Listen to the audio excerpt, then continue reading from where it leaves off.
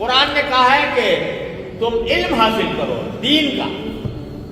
ہر انسان کے ذمے، ہر مسلمان کے ذمے فرض عین ہے کہ وہ دین کا اتنا علم حاصل کرے جو اس کو مسلمان کی زندگی گزارنے کے لیے ضروری ہے.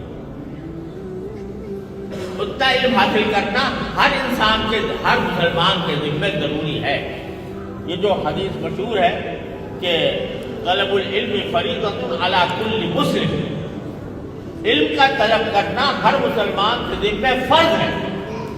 وہ فرض کے معنی یہ ہے اتنا ہی فرض ہے جیسے نماز فرض ہے، جیسے روزہ فرض ہے، جیسے حج فرض ہے، جیسے زکوٰۃ فرض ہے.